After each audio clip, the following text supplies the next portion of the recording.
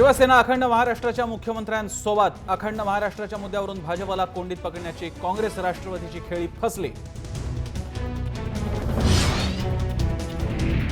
मी अखंड महाराष्ट्राचा मुख्यमंत्री, फडणवीसांनी ठणकावलं। वेगळ्या राज्याचा कोणताही प्रस्ताव नसल्याचाही पुनरुच्चार।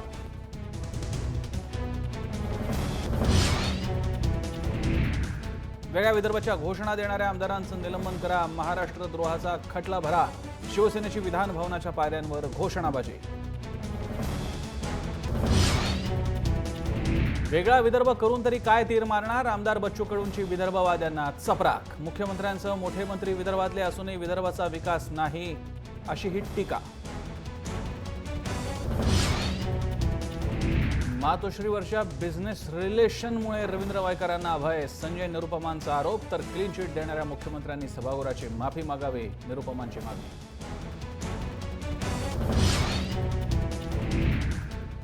संपूर्ण नाशिक जिल्ह्यात अतिसतर्कतेचा हवामान खात्याचा इशारा। जिल्ह्यासाठी पुढील 48 तास धोक्याचे, नाशिक डेंजर झोन म्हणून घोषित। रत्नागिरी सिंधुदुर्गमध्ये 24 तासात मुसळधार पावसाचा इशारा। चिपळूण शहरात पुराचं पाणी घुसलं। जगबुडी आणि नारंगी नदी धोक्याच्या पातळीवर।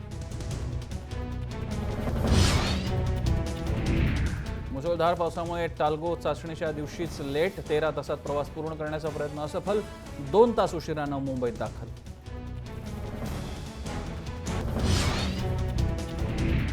औरंगाबाद शस्त्रसाठा प्रकरणी अबू जुंदासह 7 जणांना मरेपर्यंत जन्मठेप, मकोका न्यायालयानं सुनावली शिक्षा। शिर्डी साई संस्थानच्या नवनियुक्त विश्वस्त मंडळाविरोधात हायकोर्टात याचिका। राजकीय नेत्यांची निवड का केली, हायकोर्टाचा सवाल। उद्यापर्यंत उत्तर देण्याचे आदेश।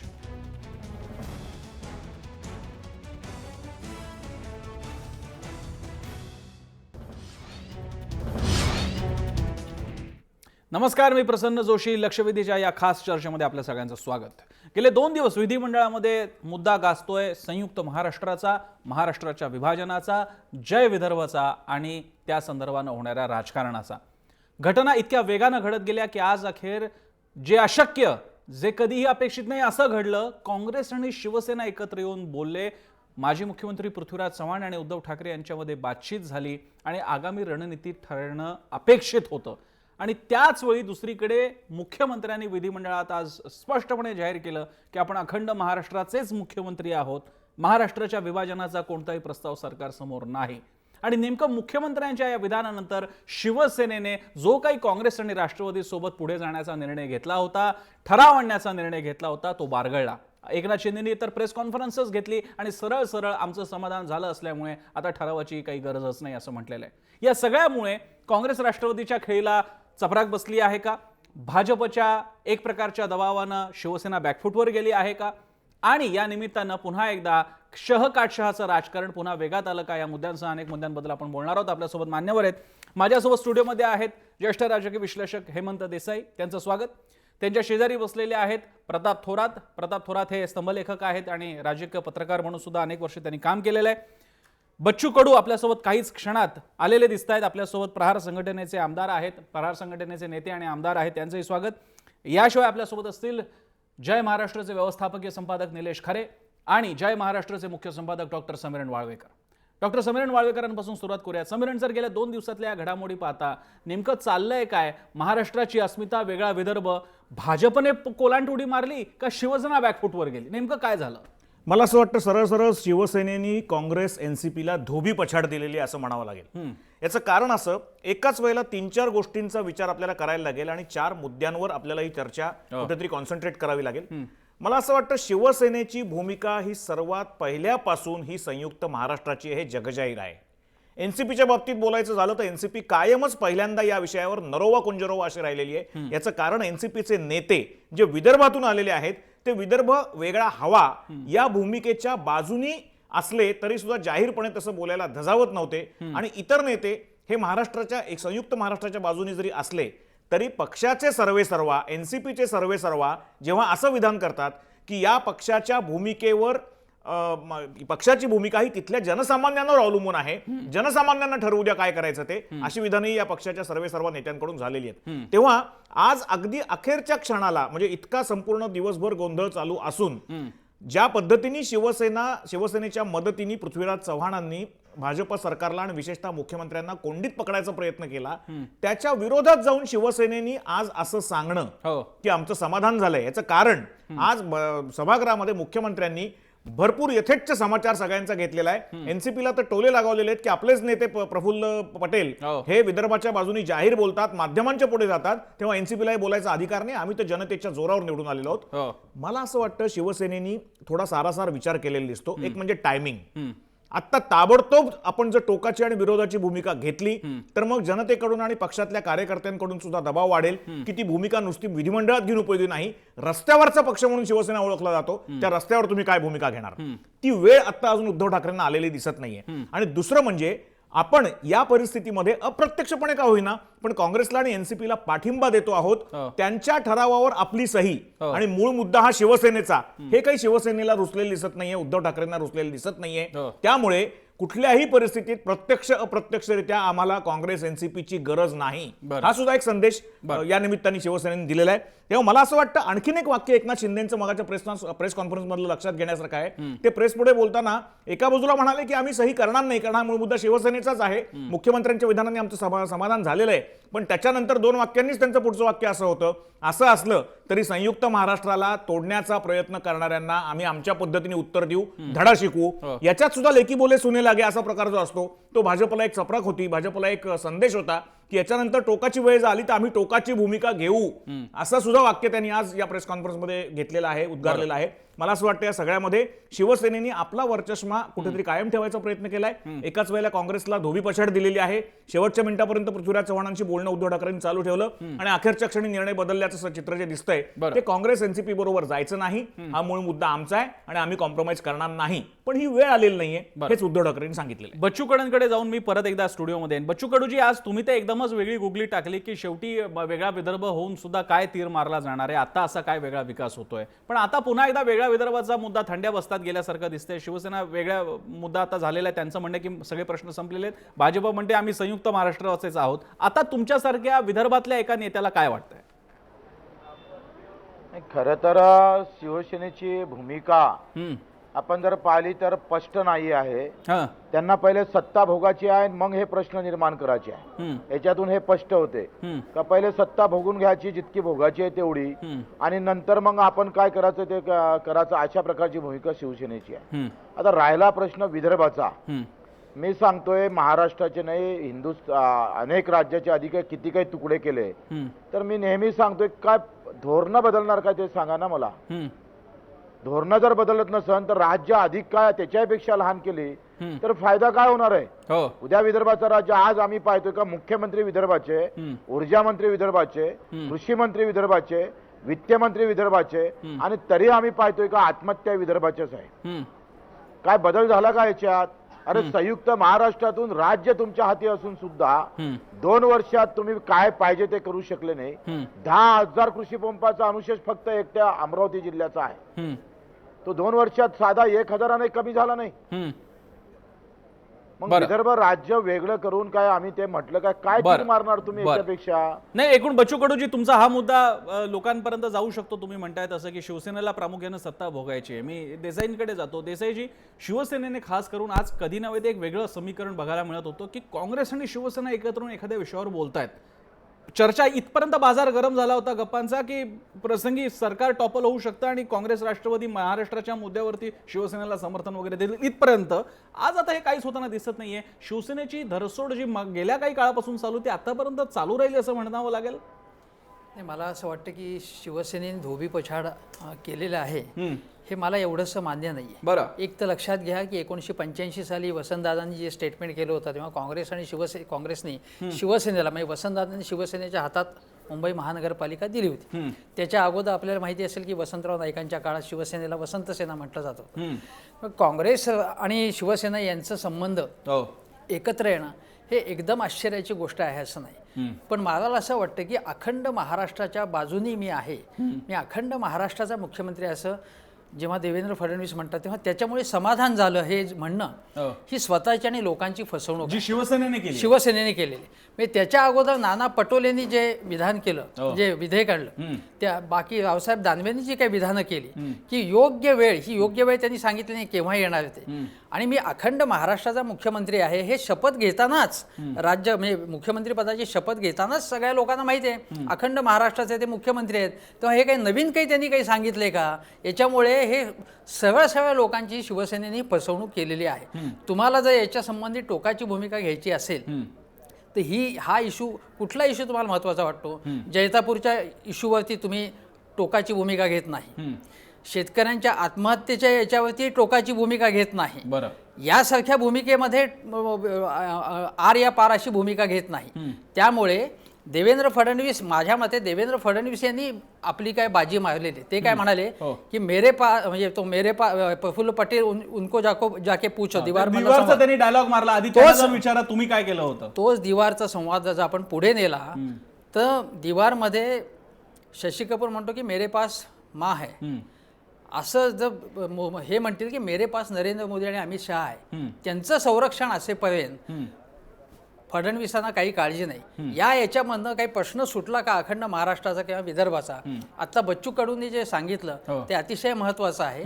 आणि विदर्भाचा अनुशेष म्हणजे केळकर समितीचा उल्लेख काँग्रेस राष्ट्रवादीच्या सुद्धा लोकांनी केला.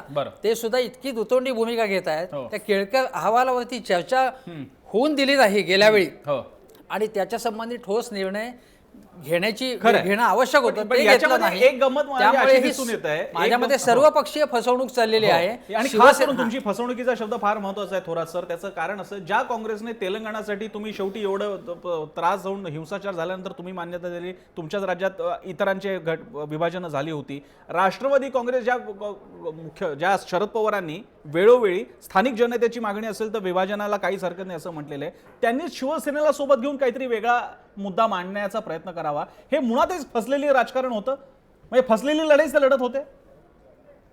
कोण फसलेली लढाई? काँग्रेस, राष्ट्रवादी आणि सेना मुळीच नाही. आता हे शिवसेना आणि भाजपचं कसं आहे, शिवसेनेला गुळाला चिकटलेल्या मुंगळ्यासारखं त्यांना छत्तेला चिकटायचंय, त्याच्यावर त्यांना जायचं नाही. त्यामुळे त्यांचं रोजचं चालू आहे, मी मारल्यासारखं करतो आणि तू रडल्यासारखं कर, अशी ती नवरा बायकोची भांडणं आहे. आता याच्यामध्ये काय झालंय, ही नवरा बायकोच्या भांडणाचं नाटक रोज चालू आहे. हे असं असताना त्यांना जायचं नाही सोडून, म्हणजे बायको सारखी धमकी देते मी सोडून जाईल. आता शेजारी पाजाऱ्यांच्या पैकी 2 टपोरी लोक बसलेले भिंतीला कान लावून, तुम्ही येता ना यांना सोडून, आम्ही तयार आहोत या. त्यामुळे त्यांनी ज्या वेळेला हात पसरून उभे राहिले त्यावेळेला शिवसेना घाबरली नाही, यांना आम्ही सोडत नाही. ते अखंड महाराष्ट्राचे मुख्यमंत्री, ते कुठल्या साध्या मुलाला पटेल का ही लॉजिक? आणि आता काँग्रेस आणि राष्ट्रवादीमध्ये तुम्हाला राजकारण ते आवडो न आवडो, पण त्याच्यामध्ये जुने डावपेच करणारी माणसं आहेत. अजून तिथं शरद पवार आहेत, काँग्रेसमध्येही मंडळी आहेत, जाणतात. त्यांनी बरोबर डाव टाकला की या विषयावरती, अखंड महाराष्ट्राच्या विषयावरती आम्ही शिवसेनेचं मतदान घेऊन दाखवतो. दाखवल्यानंतर मग त्यांनी घाबरायचं कारण काय? शिवसेनेचा घाबरलेली याच्यामध्ये. शिवसेनेनं असं काही करायचं नव्हतं आणि यांनी अत्यंत उत्कृष्ट खेळी केली. तर त्या विषयावरती जर अशासकीय ठराव सभागृहामध्ये मंजूर झाला असता एकदा, तर कुठल्या तोंडानं नंतर भाजप सांगितलं असतं, मोदी असो नाही तर अमित शहा असो त्यांच्याबरोबर, कुठल्या तोंडानं केलं असतं, एकदा ठराव मंजूर झाला असता तर. आणि एकदा जर त्यांनी तिथं सभागृहामध्ये संख्या दाखवली असती, या ठरावाच्या बाजूला एवढी मतं आहेत, म्हणजेच उद्या सरकार पाडायचं झालं तरी एवढी मतं आमच्या बरोबर आहेत. म्हणजे तुम्ही बोलताय त्याचा एक अर्थ असा निघतो की भविष्यातल्या कधीतरी त्या योग्य वेळी येईल तेव्हाच्या विदर्भाच्या चर्चेसाठीचं दार किलकिल आता शिवसेनेनेच ठेवलंय असा त्याचा अर्थ निघतोय, जर का त्यांनी ठराव आणू दिला नाही, जे तुमचं म्हणणं आहे तर. यांनी दार उघडून हे टपोरी येत होते आत. बरं, शिवसेनेनं दार असं किलकिल नाही ठेवलं, जोरात लावलेलं आहे, परंतु किती काळ ते लावतील? एक्झॅक्टली. निलेश, उत्तर प्रदेशच्या निवडणुकीच्या नंतर ज्या वेळेला प्रश्न येईल या सरकारमध्ये चिंधड्या होण्याचा किंवा मुंबई कॉर्पोरेशनच्या निवडणुकीनंतर, त्यावेळेला हा विषय पुन्हा ओपन होतील. निलेश, आता जे थोरातांनी मांडले त्याच मुद्द्याला पुढे घेऊन जायचं झालं तर शिवसेनेने यामध्ये काँग्रेस राष्ट्रवादीने तर काहीच गमावलेलं नाही, ते मुळातच विरोधी पक्षात आहे, पण शिवसेनेला कदाचित यामध्ये ठणकावून संयुक्त महाराष्ट्राची भूमिका मांडता आली असली. आता आम्ही ठराव मांडणार नाही, आम्ही मुख्यमंत्र्यांच्या बोलण्यावरतीच विश्वास ठेवायचा, तर मुख्यमंत्री नेहमीच म्हणत आलेले आहेत की मी महाराष्ट्राचा मुख्यमंत्री आहे. ही ठरावाची खेळी स्वतःहूनच कॅन्सल करून शिवसेनेने पायावर धोंडा मारून घेतलाय. नाही, मुख्यतः क्रेडिट पॉलिटिक्स. मुद्दा संयुक्त महाराष्ट्राचा किंवा अखंड महाराष्ट्राचे आम्हीच सर्व आहोत हे दाखवण्याचा प्रयत्न सातत्यानं शिवसेना करत आली आहे. बरोबर. जर उद्या महाराष्ट्र विरुद्ध विदर्भवादी अशा स्वरूपाचा वाद उठला तर शिवसेना ही भगवा झेंडा खांद्यावर धरून महाराष्ट्राचं नेतृत्व करताना पाहायला मिळेल. मात्र आज त्याच महाराष्ट्राचा भगवा काँग्रेस आणि राष्ट्रवादीच्या खांद्यावर होता. तो कोणत्याही परिस्थितीत शिवसेनेला भगवा काँग्रेस राष्ट्रवादीच्या खांद्यावर जाऊ द्यायचा नव्हता आणि म्हणून सगळी जुळून आलेली खेळी जी आहे ती शिवसेनेनं हाडून पाडली. या ठिकाणी भाजपलाही अंजारला गोंजारलं काही प्रमाणावर की ठीक आहे, तुमचा अपमान होणार नाही अशी परिस्थिती जी आहे ती जर येणार असेल तर निश्चितपणे आम्ही तुमच्याबरोबर आहोत, आम्ही अपमान होऊ देणार नाही. आणि दुसरीकडे काँग्रेस आणि राष्ट्रवादी ही वरचढ होणार नाही याची काळजी ती शिवसेनेनं मुख्यतः या ठिकाणी घेतली आहे. पण दुतोंडीपणा शिवसेनेचा आहे, दोन तोंडे गांडूळ अशा स्वरूपात उद्या महाराष्ट्राच्या राजकारणामध्ये शिवसेनेची या मुद्द्यावरची भूमिका जी ती वर्णली जाईल. येत्या काळामध्ये हा मुद्दा आज शिवसेनेनं तडीस न लावल्यामुळे जर केंद्रानं अशा स्वरूपाचा प्रस्ताव वेगळ्या विदर्भाचा आणला तर तोपर्यंत ची वेळ जी आहे ती निघून गेलेली असेल आणि जी शिवसेना अखंड महाराष्ट्राची सातत्यानं भाषा करते तिला बोलण्याचा त्यावेळेला अधिकार उरलेला नसेल. बरं, समीरण सर, इकडे आपण थोडंसं शिवसेना आणि काँग्रेस राष्ट्रवादीवरनं चर्चा जरा भाजपकडे घेऊन येऊया. हे खरं आहे, भाजपने मुख्यमंत्री डॅशिंग आहेत, बोलायला एकदम सॉलिड आहेत, त्यांनी डायलॉग वगैरे मारून त्यांनी उधळून लावलं आणि मी विदर्भाचा नाही महाराष्ट्राचा मुख्यमंत्री आहे. पण आपणच परवा काही दिवसांपूर्वी क्लिप दाखवली होती, तुमच्या मनामध्ये वेगळा विदर्भ आहे हे एक उघड सत्य आहे. अशावेळी दरवेळी संयुक्त महाराष्ट्राची भूमिका फ्लोअरवरती मांडायची, नंतर मात्र व्हिडिओमध्ये जय विदर्भाचे नारे द्यायचे. आपल्या या मुख्यमंत्र्यांवरती आपण महाराष्ट्रीय म्हणून विश्वास ठेवू शकतो का की आपण संयुक्त महाराष्ट्राच्या मुख्यमंत्र्याकडे बघतोय? नाही, दोन गोष्टी क्लिअर आहेत प्रसन्न याच्यामध्ये. एक तर ती क्लिप जी होती ती ज्या वेळेला भाजप सत्तेमध्ये नव्हतं त्यावेळेची असण्याची ही शक्यता आहे. आपल्याला त्याच्याविषयी निश्चित खात्री नाही, त्यामुळे त्याच्याविषयी आपण इतकं धाडसानी आणि पुराव्याशिवाय बोलणं योग्य नाही. पण आजपर्यंत विदर्भातल्या अनेक नेत्यांनी तिथल्या स्वतःच्या जनतेला दाखवण्याकरता वेगळ्या वेगळ्या शॉर्ट फिल्म्स करून घेतलेल्या आहेत, ज्याच्यामध्ये फार जांबुवंतराव धोटेंपासून सगळ्यांची क्लिपिंग्स आहेत आणि जे बोललेले आहेत. तर त्यावेळेला जर समजा सुधीरभाऊ मुनगंटीवार किंवा देवेंद्र फडणवीस बोलले असतील आणि ती क्लिप जर त्याने आत्ता कोणीतरी व्हायरल केलेली असेल तर त्याच्या वेळेचं गणित आपण लक्षात घ्यायला पाहिजे. नंबर एक. नंबर दोन, देवेंद्र फडणवीसांनी कायम हे क्लिअर केलेलं आहे की माझ्या पक्षाची भूमिका भाजप पक्ष म्हणून ही छोट्या राज्यांच्या बाजूने राहिलेली आहे. तेव्हा पक्ष म्हणून भूमिका वेगळी आणि आता आपण मुख्यमंत्री संपूर्ण राज्याचा आहोत हे त्यांना म्हणणं भागच आहे. याचं कारण भाजप त्याही वेळेला छोट्या राज्यांच्या बाजूने होता, आजही छोट्या राज्यांच्या बाजूने. पण आपण जर वैधानिक प्रक्रिया बघितली ज्याचा निलेशनी मगाशी उल्लेख केला त्या वैधानिक प्रक्रियेकडे जर आपण बघितलं तर ती प्रक्रिया इतकी वाटते तेवढी सोपी नाही. हा निर्णय जरी केंद्राच्या अखत्यारीतला असला तरी विधिमंडळाच्या दोन्ही सभागृहांची या निर्णयाला मान्यता लागते. तशा प्रकारचा ठराव दोन्ही सभागृहात संमत होऊन तो केंद्राकडे पाठवायला लागतो, जसं तेलंगणाच्या वेळेला झालेलं होतं. आणि यानंतर सुद्धा तिथे आंदोलनं झाली कारण तो निर्णय घ्यायला काँग्रेस सरकार त्यावेळेला उशीर लावत होतं, युपीए गव्हर्नमेंट उशीर लावत होतं. इथे परिस्थिती वेगळी आहे. इथे विधान परिषदेमध्ये शिवसेना भाजपचे निर्णय हे रेटले जाऊ शकत नाहीत. तिथे एनसीपीची मेजॉरिटी आहे, काँग्रेसच्या लोकांची संख्या जास्त आहे विधान परिषदेमध्ये. या दोन्ही पक्षांची संख्या लक्षात घेता विधानसभेमध्ये शिवसेनेने जरी अशी भूमिका घेतली तरी उद्या जर समजा मतदानाची वेळ आली तर शिवसेनेची ही आजची भूमिका टिकेलच असं नाही. याचं कारण त्यांची भूमिका संयुक्त महाराष्ट्राच्या बाजूनीच आहे. मी पुन्हा मागापासून एक मुद्दा मांडतोय की उद्धव ठाकरेंनी आता जरी समजा लोकांची थोडी टीका सहन करायला लागली तरी सुद्धा त्यांनी थोडासा लांबचा विचार केला असेल आणि तो महापालिका निवडणुकांपर्यंत वेळ काढण्याची त्यांची भूमिका असेल, ज्याला आपण टाइम किलिंग म्हणतो, ते टाइम किलिंग करायची त्यांची भूमिका असेल. याचं कारण आत्ता जर या निर्णयावर वादंग पेटलं, आता उद्या आपल्याला बघायला मिळेल की उद्या विरोधी पक्षांचे चर्चेचा आणि ठराव मांडण्याचा दिवस असतो आणि उद्या शेवटून दुसरा दिवस आहे सेशनचा. तेव्हा उद्या हा ठराव अशा पद्धतीचा येऊ नये याच्याकरता सुद्धा ही खेळी केली गेली असेल, कारण हा विषय इथेच संपून जावा. आता शिवसेनेच्या सह्या नाहीत म्हटल्यानंतर त्या ठरावामध्ये कितपत अर्थ उरतो. आता एनसीपी आणि काँग्रेस आपल्याला काही क्षणानंतर संध्याकाळच्या प्रेस कॉन्फरन्सेसमध्ये सुद्धा हे शिवसेनेवर सुद्धा टीका करताना दिसतील, तो मुद्दा नाहीये.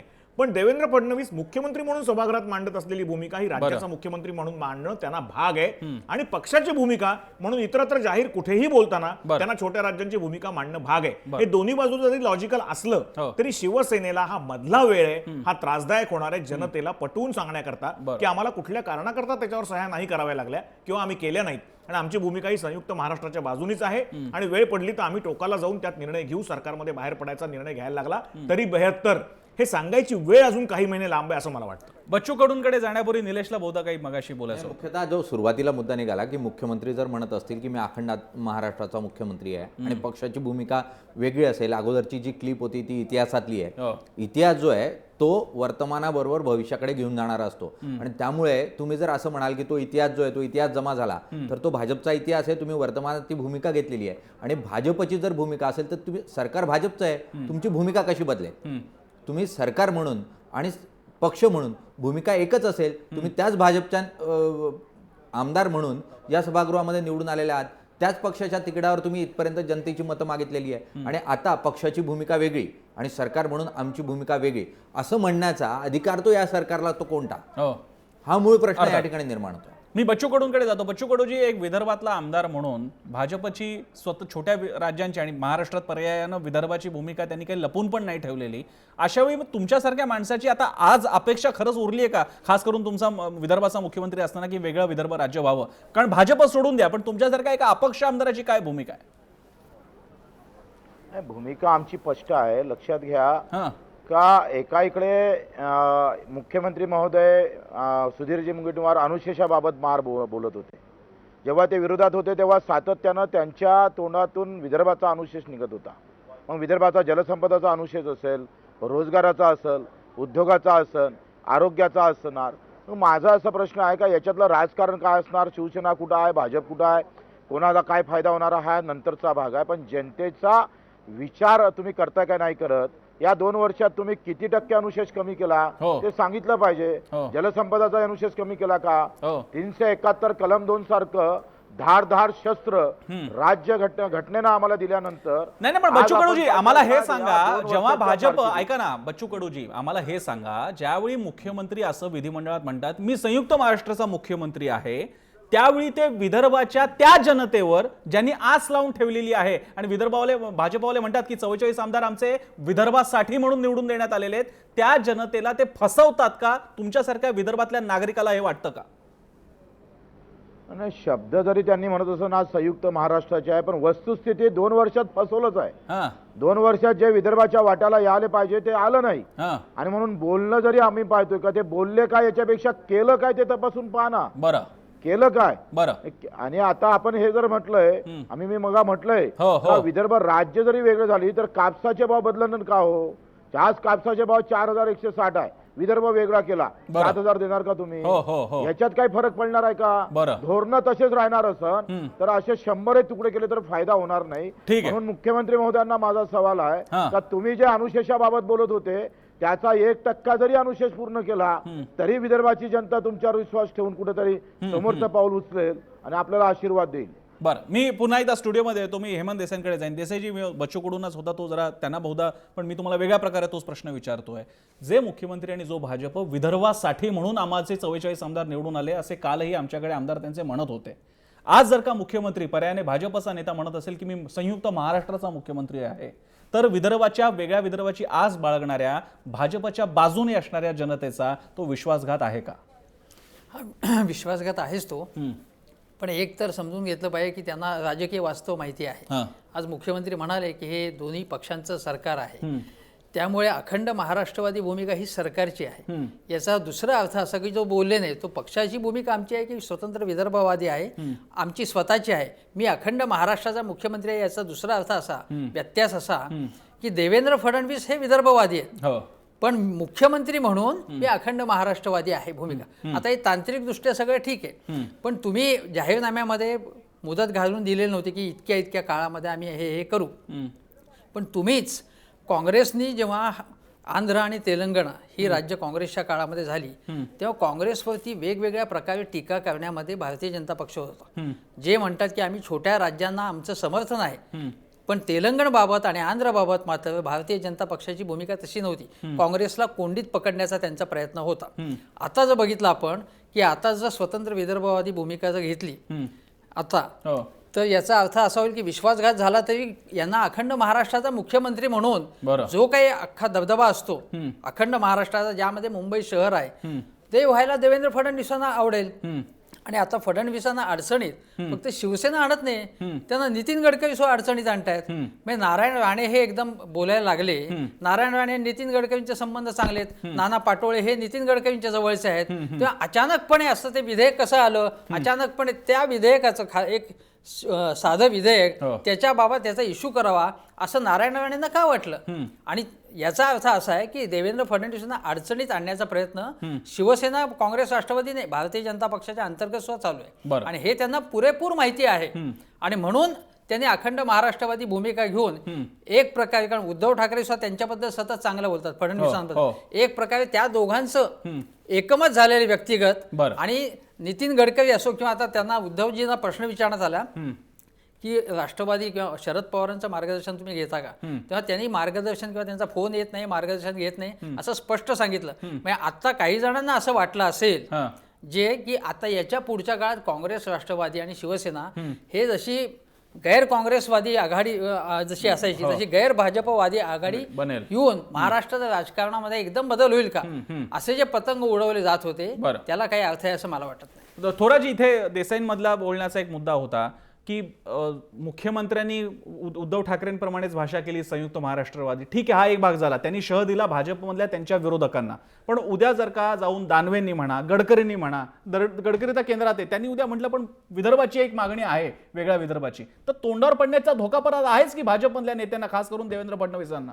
याच्यामध्ये हा राज्य करणाऱ्या माणसानं पोपटपंची फार करू नये, कारण ते त्याला स्वतःला ते त्यात अडकायला होतं. त्यामुळं राज्यकारभार करताना कमीत कमी बोललेलं बरं असतं, हे नियम साधारणतः म्हणून. आता तुम्ही जर एवढं जर बोलत असाल तर तुम्ही कधीतरी अडकालच, ते करू नये त्यांनी. दुसरी गोष्ट अशी आहे की भाजपची भूमिका जवळपास प्रत्येक विषयावरती दुटप्पी राहिलेली आहे. उद्या जीएसटीचं बिल येणार राज्याचं, त्यावेळी जीएसटीला विरोध केला, आता जीएसटीसाठी एवढं रणक्रंदन केलं. या गोष्टी तुम्हाला मॉल रिटेलला तुमचा विरोध होता, रिटेल तुम्ही मान्यच केलंत ना. म्हणजे तुमची धोरणं पक्की नाहीये तुमचं त्याच्यासाठी. आणि बाबा आम्ही काही विषयावरती आम्ही प्रामाणिकपणे या विषयावरती आहोत असं तुमचं काही नाही. बरं, तुम्ही आता 3 राज्याची छोटी केली, छत्तीसगड वगैरे सांगता, त्या राज्यांचा तुम्ही काय आढावा घेतला का, त्यांचा विकास किती झाला म्हणून ते जनतेपुढे मांडता का? नाही. इश्यू बेस जर असेल तर इश्यू बेस विषयच तुम्ही नीट हाताळले पाहिजे, तरच ती लोकशाही प्रगल्भ झाली असं. आता इथं जर साधी गोष्ट घ्या, तुमची खरंच विदर्भातल्या जनतेला कमिटमेंट आहे का, बांधिलकी आहे का त्यांच्या उद्धारासाठी आमचा जन्म आहे म्हणून. एक तर तुमचा जनाधार कमी आहे, आता निवडून आला चांगली गोष्ट आहे, जनाधार कमी आहे, तो तुमचा पक्का झालेला नाही. इथं मुंबई तुमच्या या महाराष्ट्र राज्यात आहे, त्यामुळे तिथं जे टॅक्सेस केंद्राला जातात त्याचा वाटा आपल्याला परत मिळत असतो, आणि हा प्रचंड मोठा वाटा विदर्भाला दिला जातो. त्याच्यामुळे विदर्भातली अनेक विकासाची कामं होतात. ही तुम्ही सोडणार आहात का? ही सोडायची तुम्ही ती कामं. काय विदर्भ समजा उद्या गेला, काय करणार आहात? छत्तीसगड आणि विदर्भ असंच होणार. आणि हा जो एक्स्ट्रा वाटा आहे विदर्भाच्या वाटचा पश्चिम महाराष्ट्राला येईल ना. पश्चिम महाराष्ट्राचा फायदाच फायदा आहे विदर्भ वेगळा होण्यात, परंतु ते नाही. हा विषय आहे, मराठी भाषिकाचं राज्य आहे आणि त्याच्या दृष्टीनं काही तत्वाला आधारून हे राज्य केलेले. पश्चिम महाराष्ट्राचे नेते भले विदर्भातले म्हणतात तसे काय बरोबर वागायला नाही. त्यांनी काय शेजारच्या साखर कारखान्याच्या क्षेत्रात ऊस पळवतात तसे लोक आहेत ते. परंतु एक प्रकारे काँग्रेस राष्ट्रवादीने ते दाखवूनही दिलं. तुम्ही शेजारच्या शेतातला ऊसाचा तुम्ही चांगला संदर्भ दिला. मी निलेशकडे जाऊन त्यानंतर प्रमोद चुंचवार ज्येष्ठ पत्रकार सुद्धा चर्चेत सहभागी झाले, त्यांच्याकडे येतो. त्यापूर्वी एक निलेशला प्रश्न. निलेश, हे सगळं होत असताना पुन्हा एकदा एक उद्धव ठाकरे आणि शिवसेनेच्या अनुषंगाने प्रश्न असा की जो मगाशी पण मुद्दा येऊन गेला की हा युटर्न म्हणा, याला काही भाषा शिवसेनेने आता काही म्हणावं की नाही नाही आम्ही धडा शिकवायला समर्थ आहोत, आणि आता त्यांनी ठरावाला नकार दिलेला आहे. हा ठराव एक प्रकारे अधिकृतता आणि भाजपवरचं दडपण असू शकला असता की तुम्हाला मान्य करावं लागेल फ्लोअरवरती की संयुक्त महाराष्ट्राचं हे सरकार आहे. ही संधी गमावल्यामुळे जसं समीरण सर म्हणाले की काही काळापुरता त्यांना टीका सहन करावी लागणार आहे, पण मराठी माणसाच्या मनातलं शिवसेनेच्या स्थानाला छोटा का होईना तडा गेलाय. निश्चितच या निमित्तानं मराठी माणसाच्या मनामध्ये शिवसेनेबद्दलची किंवा जी आक्रमकता शिवसेनेमध्ये आहे त्याबद्दलची प्रतिमा जी आहे तिला तडा गेलेला आहे असं म्हणायला काही हरकत नाही. मात्र शिवसेनेसाठी ही वेळ नव्हती. जसं मी अगोदरही म्हणालो की काँग्रेसच्या खांद्यावर भगवा झेंडा जर अखंड महाराष्ट्राचा दिसणार असेल तर तो शिवसेनेला कधीही चालणार नाही. कारण अखंड महाराष्ट्राचं पालकत्व स्वतःहून सेनेनं स्वतःकडे ओढवून घेतलेलं आहे आणि ते पालकत्व जर काँग्रेसच्या हाती जाणार असेल तर मग त्याचा राजकीय लाभ तो काय? कारण अखेरीस वेगळ्या विदर्भाची चळवळ म्हणजे काय तर भाजपच्या दृष्टीनं राजकीय लाभ आणि त्याला विरोध करणं हे सेनेसाठी काय तर राजकीय लाभ. राजकीय लाभाच्या पलीकडे अखंड महाराष्ट्राची भाषा करणारे किंवा वेगळ्या विदर्भाची भाषा करणारे काही खूप वेगळा विचार करताय अशी परिस्थिती सध्या तरी दिसत नाही. आणि त्यातून मुख्यतः सेनेनं तात्पुरत्या स्वरूपाचा लाभ विचार करता या ठिकाणी काँग्रेस आणि राष्ट्रवादीला विरोध दर्शवला आहे असं म्हणायला काही हरकत नाही. आणि दुसरीकडे जर दिवारच्या डायलॉगचा आपण बोलत असलो तर शेवटी प्रत्येक ठिकाणी आर्ग्युमेंट जे येऊन थांबतं ते ज्यावेळेला आपण अखंड महाराष्ट्राची भाषा करतो त्यावेळेला मेरे पास मुंबई है तुम्हारे पास क्या है असं म्हणण्याची वेळ येते. त्यामुळे वेगळा विदर्भ दाखवणार काय, त्यांच्याजवळ काय आहे हा मूळ मुद्दा येतो. मला आणखीन एक मुद्दा मांडायचा प्रसंग इथे ज्याचा हेमंत देसाईंनी ओझरता उल्लेख केला की पक्षांतर्गत विरोध प्रत्येक पक्षाच्या नेत्याला सहन करायला लागत असतो. आता गंमत अशी झाली आहे की स्वतःची स्पेस शोधताना शिवसेनेला हा प्रॉब्लेम येतोय. तोच प्रॉब्लेम आता एनसीपी आणि काँग्रेसला येतोय. याचं कारण असं की एनसीपी आणि काँग्रेसला दोघांनाही एकमेकांविषयी कधीही विश्वास वाटत नव्हता आणि तो विश्वास वाटत नाही ही सत्य परिस्थिती.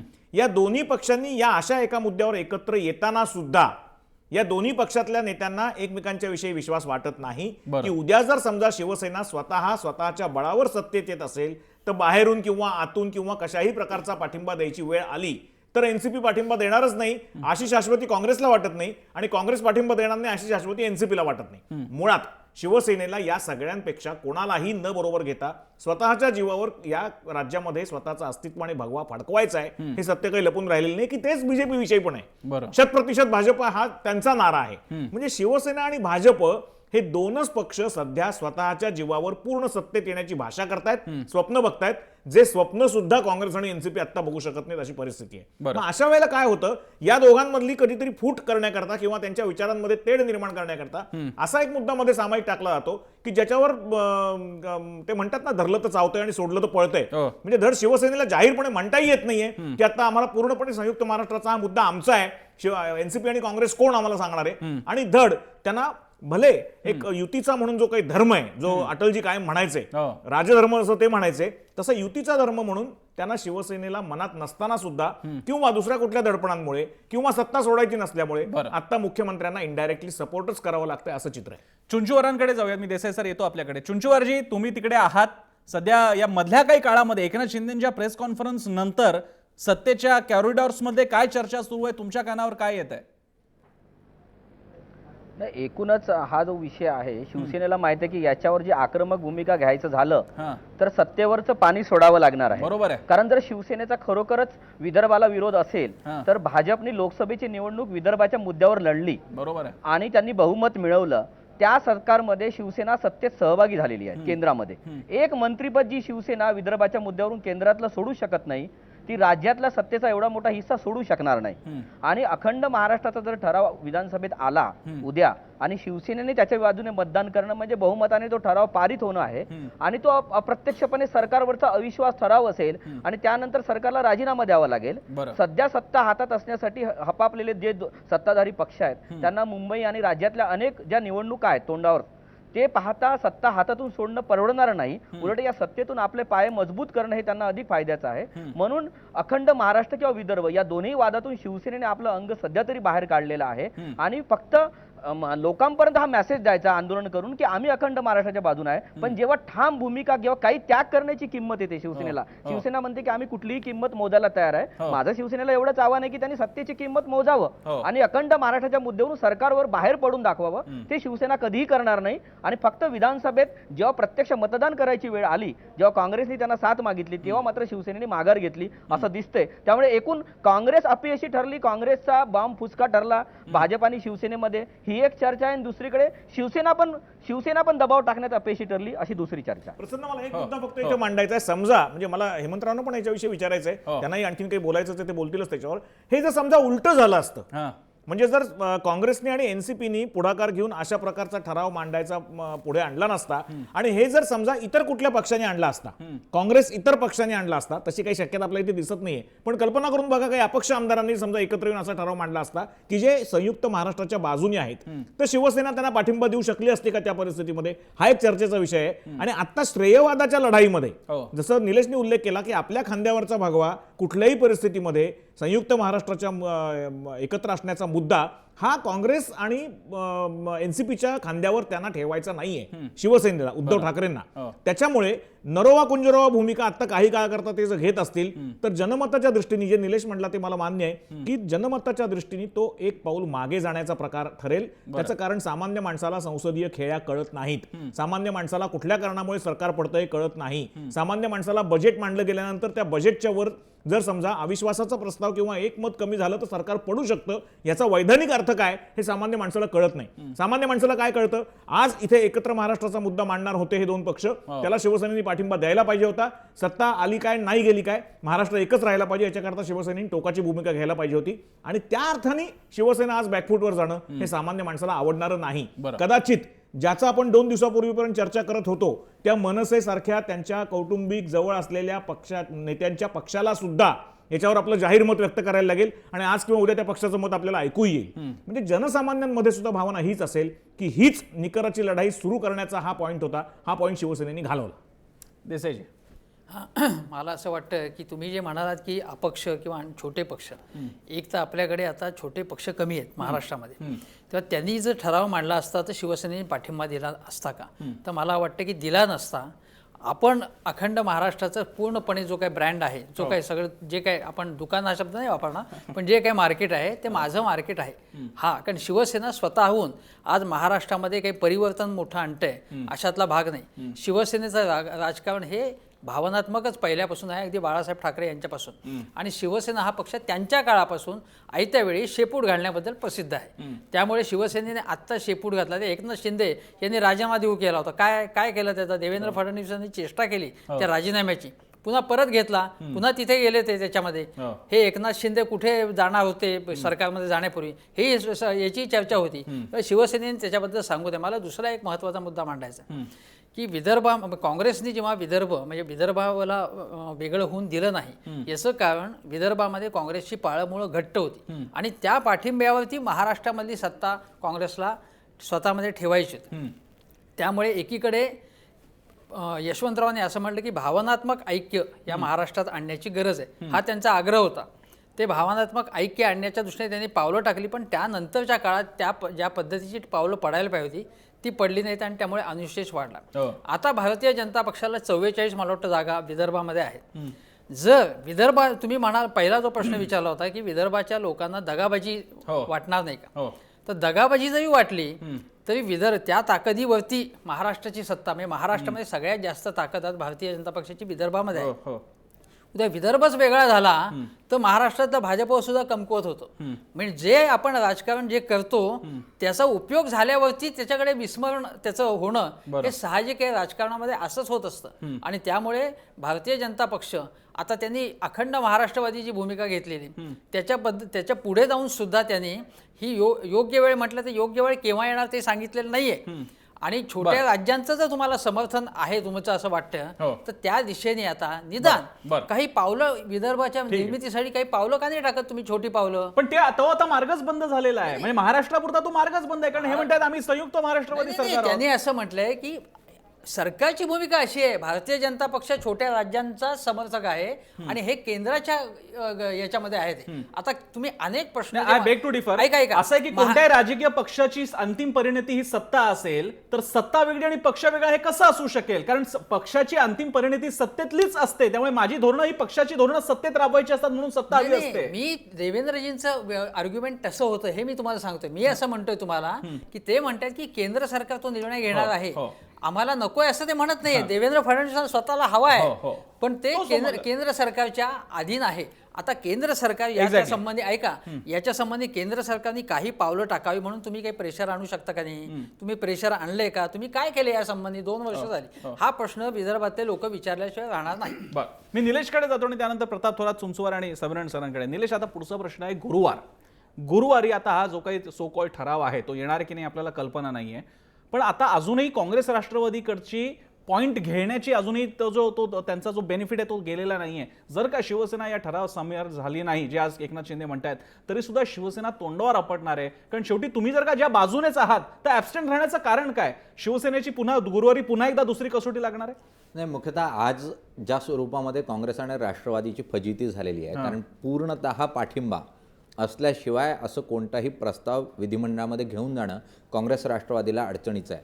जर गुरुवारी हा ठराव फेल गेला तरी ते म्हणणार शिवसेनेमुळे फेल गेला. नाही, मुळात जर तो फेल गेला तर रेकॉर्डवर विधिमंडळानं मुख्यतः या ठरावाच्या विरोधात मतदान केलंय अशा स्वरूपाचं रेकॉर्ड क्रिएट होईल. असं रेकॉर्ड क्रिएट होणं हे कोणत्याही राजकीय पक्षाला परवडणारं नाही. आणि त्यामुळे गुरुवारी जरी विरोधकांचा प्रस्ताव असला तरी हा प्रस्ताव विरोधकांचा प्रस्ताव म्हणून आणतील आता अशी परिस्थिती नाही. कारण जर सेनेचा पाठिंबा मिळाला असता तरच काँग्रेस राष्ट्रवादीला योग्य पद्धतीनं ही खेळी करता आली असती.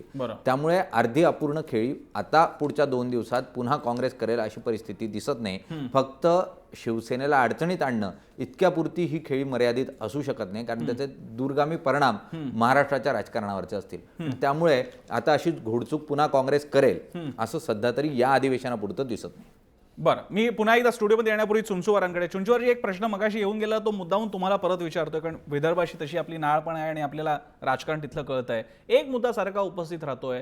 आज मुख्यमंत्री बड्या तावाने म्हणाले की मी संयुक्त महाराष्ट्राचा मुख्यमंत्री आहे, पण ही वेगळ्या विदर्भाच्या बाजूने असणाऱ्या नागरिकांची फसवणूक झालेली आहे का?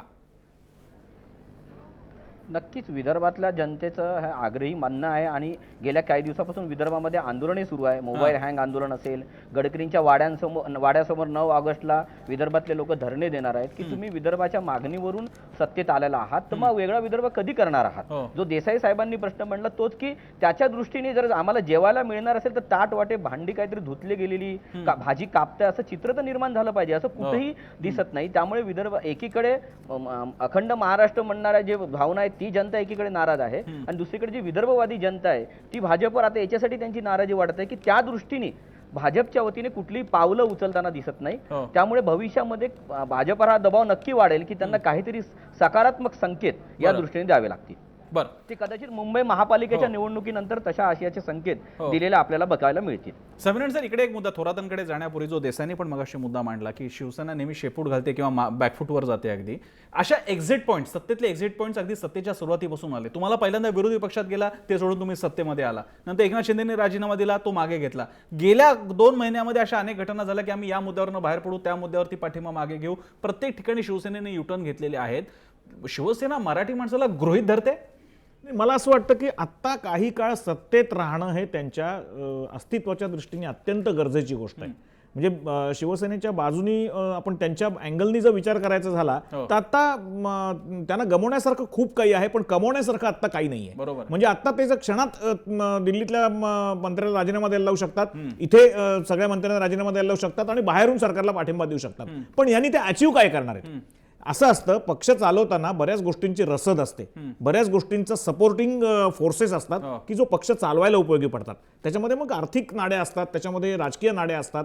या सगळ्या गोष्टी एका क्षणात तोडून टाकायच्या आणि पुढचे राहिलेले 7 महिने कुठल्याही सत्तेशिवाय फक्त बाहेरून पाठिंबा देतो म्हणायचं, हे पक्षातल्या कार्यकर्त्यांना आणि सत्तेत असलेल्या मंडळींना पक्षातल्या कितपत मान्य आहे हे देखील शिवसेनेला बघायला लागेल. म्हणजे भावनिक मुद्द्याचा जो सारखा पुन्हा पुन्हा उल्लेख होतोय, तो भावनिक मुद्दा कुठल्या क्षणाला करायचा हे बाळासाहेबांना उत्तम कळत होतं की आपण एका क्षणात एक निर्णय घेतल्यानंतर हजारो लाखो शिवसैनिक हे त्या भावनिक मुद्द्यावर भावनाप्रधान होतात हे त्यांना माहिती होतं.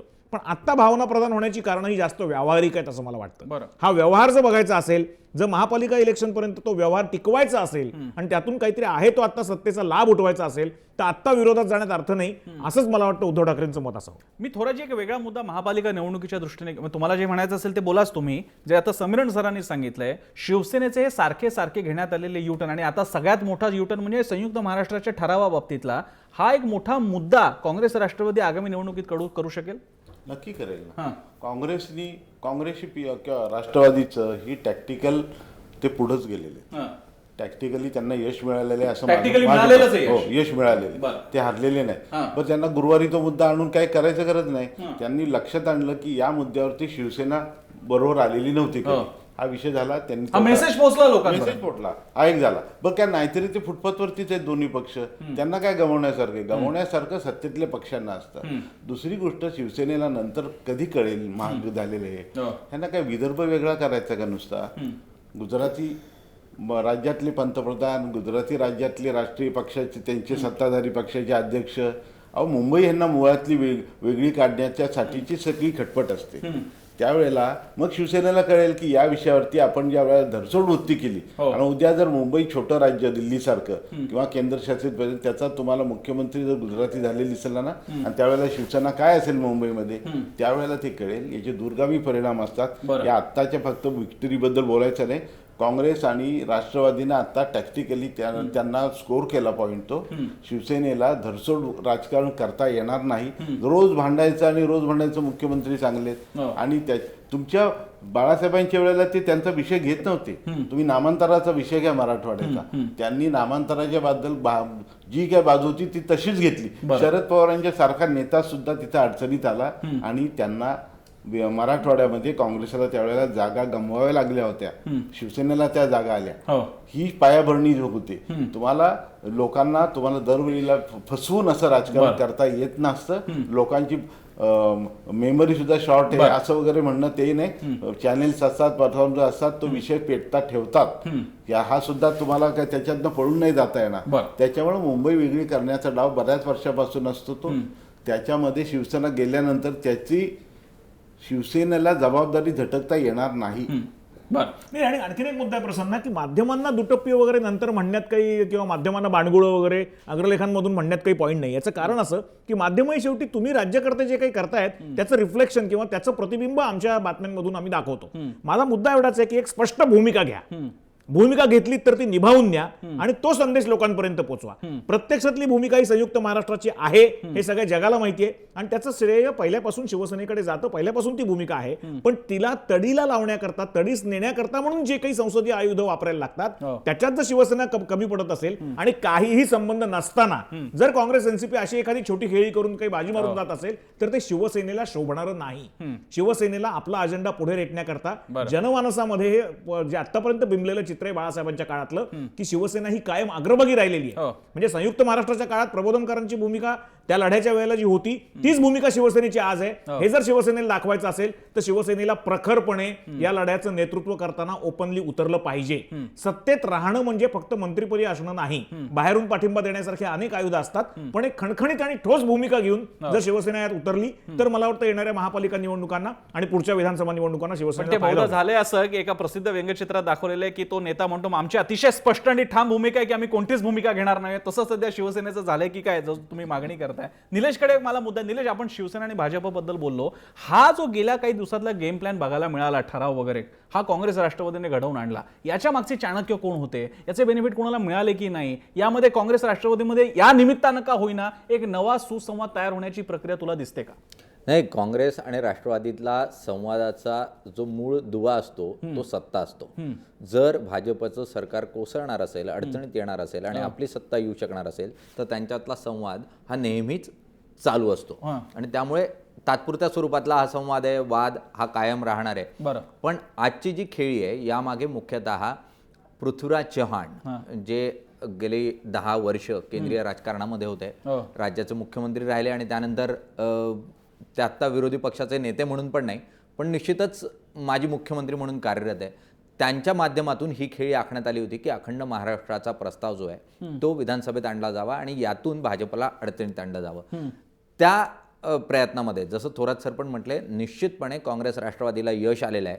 त्यातून त्यांना शिवसेनेला आणि भाजपला दोघांनाही खिंडीत गाठण्यामध्ये काही प्रमाणावर यश आलंय. निश्चितच सरकार कोसळलेलं नाही किंवा यातून खूप मोठी अडचण तयार झाली सरकारसमोर अशी परिस्थिती नसली तरी जनसामान्यांमध्ये भाजप आणि सेनेची प्रतिमा मलिन करण्यामध्ये काँग्रेस आणि राष्ट्रवादीला यश आल्याचं चित्र पाहायला मिळतं. कार्यक्रमाच्या शेवटी जो निलेशने मुद्दा मांडला, सर्वसामान्य जनतेमध्ये प्रतिमा मलिन करण्यात यश आलेलं आहे, तसं ते खरंच झालंय का ते आम्ही ट्विटरद्वारे आपल्याला विचारलं होतं. आपला प्रश्न होता की या सगळ्या पार्श्वभूमीवर शिवसेनेनं काँग्रेस राष्ट्रवादीचा डाव उधळलाय का?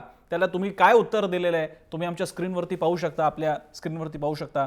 काय कौल दिलेला आहे तुम्हीच आमच्या ट्विटर हँडलवरती. 65% लोकांना वाटतं की शिवसेनेनं काँग्रेस राष्ट्रवादीचा हा डाव उधळला आहे. फक्त याच्यात शिवसेनेला आता त्याचे कशी प्रतिमा त्यांची तयार होते ही आपल्याला काही दिवसात दिसेलच. पण एकूणच हा खेळ काही इथेच थांबलेला आहे असं दिसत नाहीये. विधिमंडळाचं अधिवेशन संपेल पण त्यानंतर त्याचं कवित्व सुरू राहील. संयुक्त महाराष्ट्राचा विजय असो आणि जय महाराष्ट्र तर आपल्या चॅनलचंच नाव आहे, त्यामुळे आमचीही मात्र याबद्दलची स्पष्ट भूमिका आहे.